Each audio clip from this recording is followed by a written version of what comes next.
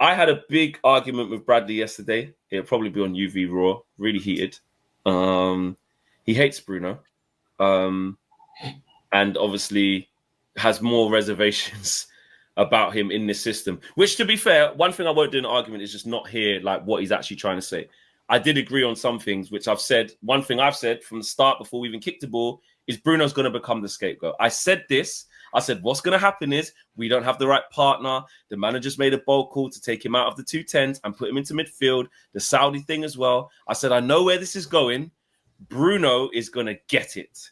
And after game one, don't get me wrong, Bayern Deer took all the flack because it's a madness with the goalkeeping thing.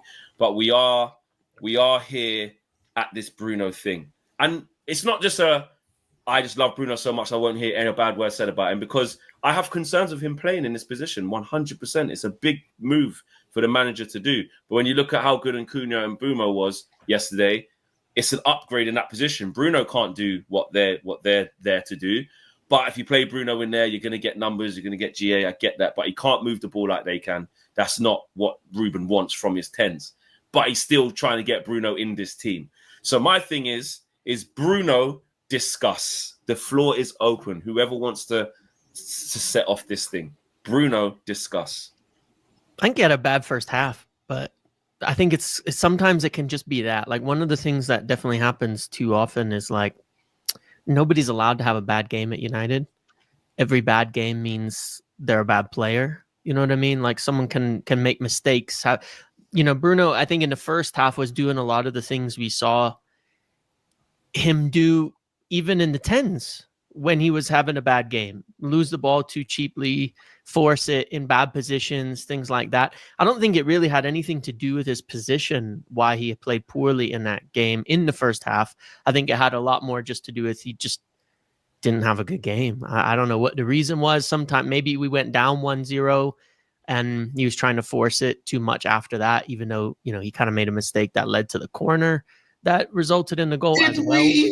Did he, like, I'm saying Bruno had one big, the mistake he made is he had put a the ball bad out for the first half, corner. like, He put the ball out for the corner.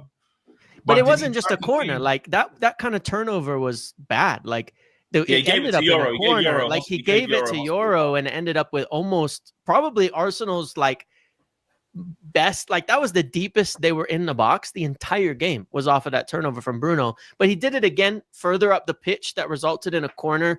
There was the shot, someone attempted a scissor kick and missed it, one of the Arsenal players off of it. Martinelli. But he gave it away for a really bad counter there. He gave it away a few other times. There was a moment he did the Casemiro preloaded slide right outside the box for a tackle. Yeah. They went right by him, and then Casemiro also did the Casemiro preloaded slide right outside the box for the tackle, and they got in and got a shot off that Bayern Deer saved. He had a bad first half. When you look at just from his position deeper, he can't give the ball away as much as he can up the pitch.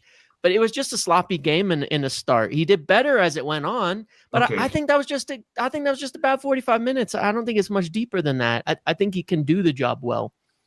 I don't believe Arsenal won the midfield battle yesterday. I don't think so either. I would agree with that, by the way. Yeah. I'm not saying. Yeah, I thought against a midfield of Odegaard, Declan Rice. Oh wow! What happened to our host? Against in the midfield of Odegaard, Declan Rice, and Zubimendi, I thought our midfield shaded it, and I thought that was one of the best games we played. So yeah, the mistake that Bruno made was putting the ball out, and they concede a corner. But are we gonna say that? Because I thought for Bruno, every time he loses the ball, we mark it down, right? Like every single bad thing that he does in a game, but everyone does make bad mistakes in the game. The one mistake that really matters is the time that he put the ball out for the corner. But in that game, I thought he wasn't trying to play hero ball, and he deferred to Cunha and Mbumo. He weren't trying to do the Bruno run ahead of them and take the game by the scruff of the neck how he usually does. I thought it was a bit more quieter than usual. But I'm not saying it's the best. I'm not saying it's the best, but I'm just saying I don't think he was. Obviously, the mistake is there and it's a glaring one. But putting the ball, I still think if you put the ball out for a corner, it shouldn't mean your goalkeeper concedes from it, really.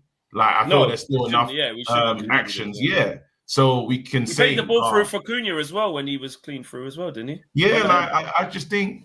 I don't know. With Bruno, it's one of those ones where I think he's always going to be a bone of contention with a lot of the fans.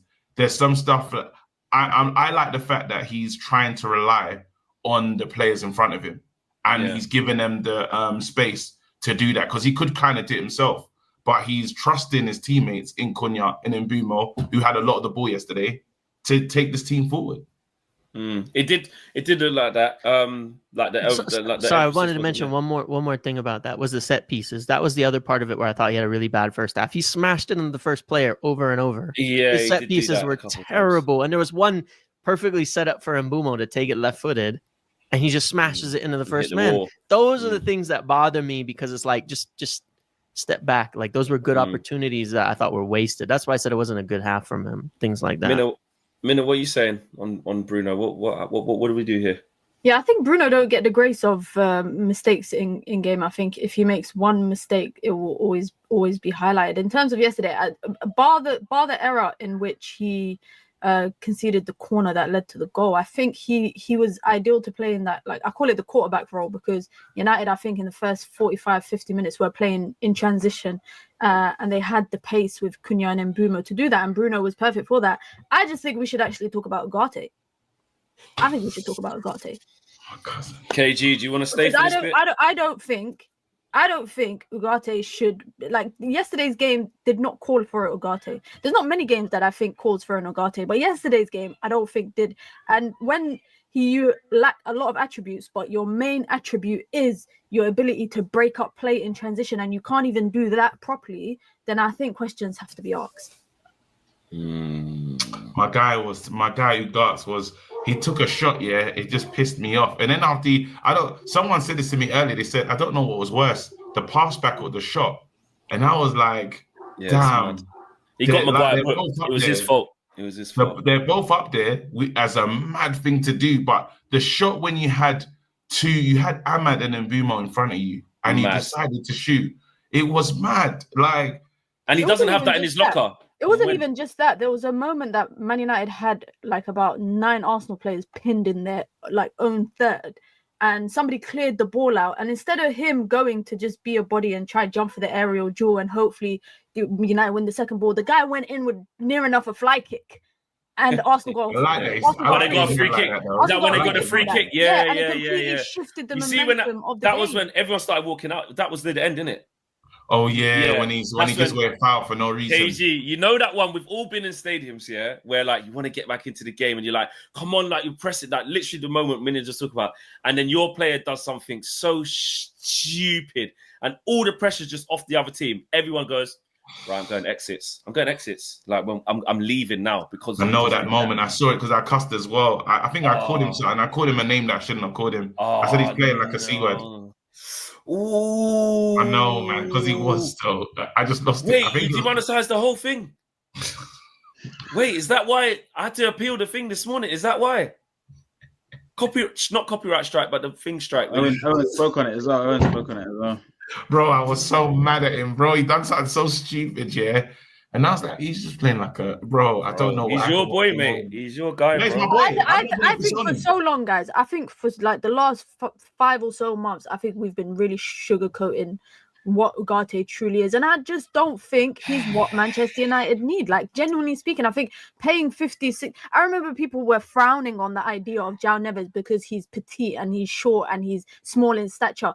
João Neves is 10 times the player that flipping Ugarte is. Completely different types of players. Could he play next to Bruno, though? Could João Neves and Bruno win the midfield battle? He's 10 times Portugal. He's 10 no, times... I'm saying in the Premier League, so against Joe Linton and the man there, would you not be comfortable with João Neves and Bruno in the base? You know what Bernardo Silva said, in an interview on Sky Sports with Ruben Diaz? He said, I don't lift weights because no one can get the ball off me anyways. And that's what happens when you got technical players. It don't matter how big or strong you are. But look at Vitinha. Vitinha's not that big. Vitinha's not that huge. Man's one of the but best no one gets the ball off him. Look at Pedri. So what are we saying? So why don't we just play Kobe then? Well, ask Ruben. This is where we're going to have to understand the thoughts of our manager, right? Yeah. Bruno's best position is potentially a 10, is what everyone believes. Is that true? No. But the manager doesn't believe that anymore. Okay, no, but I don't believe Bar Marcel, we all say Bar Marcel. It depends on the formation, Bruno's the best, doesn't it? Because like in this formation, he's not a 10, not even close. But even the single 10. Traditionally for Man United, Bruno's a 10, right?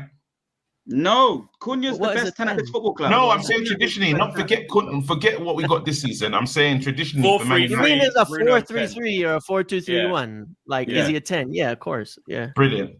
Now, what the manager said is, I'm going to bring in 2 10s, and I'm going to bring a player back into a position that we don't think he's really great at, but we're going to try a thing. But that doesn't make a lot. That doesn't make sense to me. Yeah, but he's changed the formation, though. He's changed the formation. Yeah. The 10 in this system is not a 10 in a 4-2-3-1. It's like it's like a forward. I understand that, but you said that he has to play deeper. And do you not think we can get the best out of Bruno deeper? Yes, but just to be clear, he played in the 8. He played in the 8 for Portugal. He played in the 8 for Sporting back in the day too. He's played in the 8 plenty of times. In the 4-2-3-1, I actually think he's an 8. I've been saying it from my first time I met you, Fleck, at Southampton. I was saying he's an 8. Like a 10 in my mind is like Ronaldinho. He doesn't strike me as Ronaldinho. This guy strikes me as, I want to play this football. I want to get it in their half. You want an 8 to do that. He's like the better version of a Scott McTominay and a Fred put together. It's like he is so desperate to see us up the football pitch. You can personally, I'm going to say I think Bruno's better closer. I'm going to say Bruno's better closer to goal. Personally, he is. And we moved him further away from the goal to accommodate for. And there was a situation. Do you know what I'm comfortable? Go on. Yeah, there was a situation where we were offered money for Bruno. And he thinks he can play him deeper and get the best out of him, but he can't find a partner for him. That doesn't feel smart, because now the longevity in the plan is, if you're saying the understudy, well, Bruno's older, and if Kobe's the understudy, but Kobe's not getting minutes, well, the understudy leaves. And then how long do you have with Bruno anyway? And you still don't have a partner for Bruno. It doesn't feel like good planning. Someone right now was offered the 100 million for Bruno. And if you knew you was getting your 2 10s and you need to revitalize your midfield, and keep the young players, it just feels like it doesn't feel like be better with Kobe playing than Bruno? Would we be a better team today with Kobe? Would it be better? Well, if I said if it was a midfield of Kobe and Baleba, would it be better? Then Baleba and Bruno. Is it better with Kobe and Baleba than Baleba and Bruno? I don't think that's. Would it be better with Kobe? I'm saying, would it be better with Kobe and Baleba? Because then after Bruno, you're not trying to shoehorn someone deeper into the team when you can. It's what's weird is, unless you said Bruno's going to be a 10 in this system and he's going to fight for Cunha and then Bruno to be out of the team. But we're not doing that. We're trying to make this thing work with an imaginary partner that we can't afford.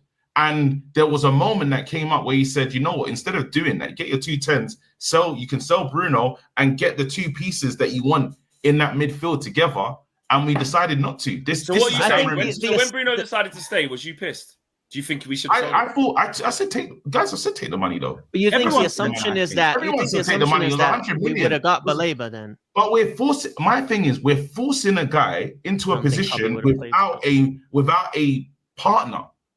And I don't know what the long-term vision of, you're saying you play here, which is not your strongest position. You're better off in the 2 10s, but we bought 2 10s.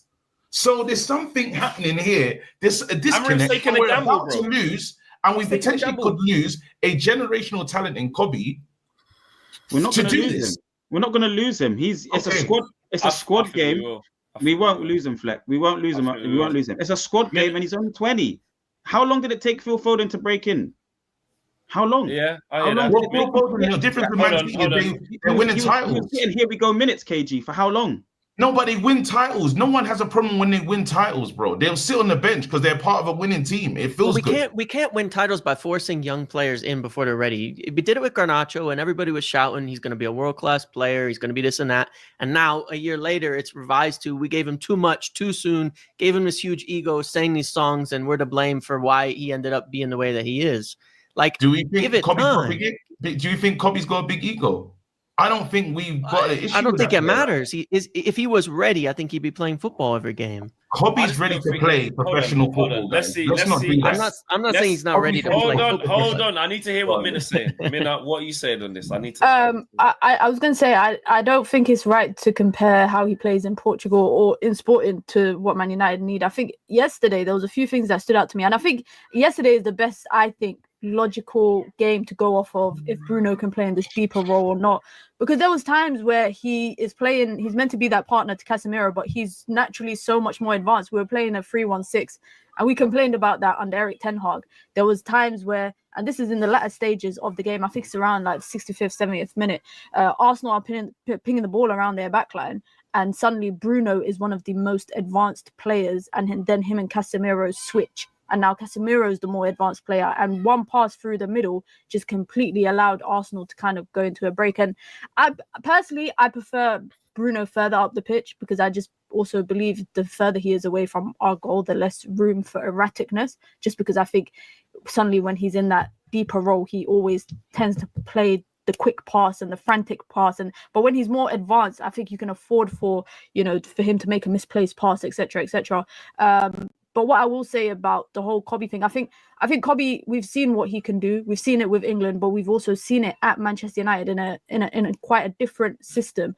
And I think Kobe can play across there, but I don't think in this particular system. I think with Ruben Amorim, similar to Eric Ten Hag, I think that sitting midfielder is that lone duck. It needs to be somebody that is a box-to-box, someone that can cover a lot of ground. And I don't think it's Bruno, and I don't think it's Kobe. That's not saying that neither of them can kind of play there. And I also think, as much as I want to see Kobe playing, I also believe that, there is a development time in terms of the fact that it's going to take him time to get used to this Amorim system.